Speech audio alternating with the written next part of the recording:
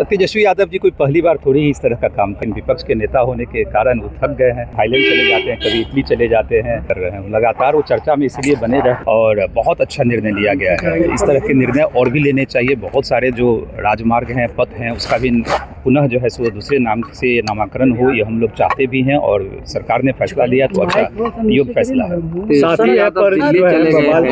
सत्र चल रहा है, तेजस्वी यादव जी कोई पहली बार थोड़ी ही इस तरह का काम कर रहे हैं। लगातार वो चर्चा में इसलिए बने रहते हैं कि जनता यहाँ सत्र चल रहा हो, कभी थाईलैंड चले जाते हैं, कभी इटली चले जाते हैं।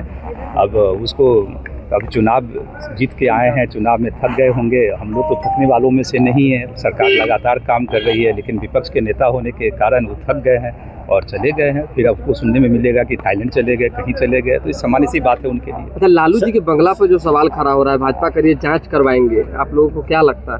देखिए, लालू जी का पूरा परिवार इसीलिए जाना ही जाता है। इतनी बड़ी पार्टी होने के बावजूद आज लालू यादव जी की पार्टी की जो स्थिति है, अपने कामों के कारण ये स्थिति बनी हुई है। परिवारवाद, भ्रष्टाचार के पोषक हैं वो। लगातार कई आरोप उन पे लगते रहे हैं और कई में तो सज़ा भी मिली हुई है। अब सबको पता है कि बेल पे हैं। उनके परिवार का कोई एक भी सदस्य ऐसा नहीं है जिस पे आरोप नहीं लगा हुआ हो। जनता के पैसे को लूटने का काम किए हैं और फिर जो है सो वही काम कर रहे हैं। जो राजनीति में शालीनता होनी चाहिए वो शालीनता नहीं है उन लोगों में।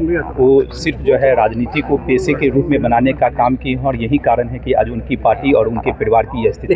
संचार साथी ऐप पर जो बवाल छिड़ा हुआ लोकसभा में, जी, संचार साथी ऐप पर जो है लोकसभा में बवाल छिड़ा हुआ है। विपक्ष के लोग कह रहे हैं कि प्राइवेसी जो है की हनन हो रही है। सरकार कोई भी जब निर्णय लेती है तो पूरी सोच समझ के निर्णय लेती है। इस चीज़ को समझने की आवश्यकता है और अगर इस तरह का निर्णय लिया है तो कहीं भी प्राइवेसी एक्ट के तहत आपकी पार्टी के लोग आरोप लगा रहे हैं कि पार्टी में कई पढ़े लिखे लोग थे, बावजूद मंत्री जो है दीपक प्रकाश को बनाया गया, उनके बेटे को।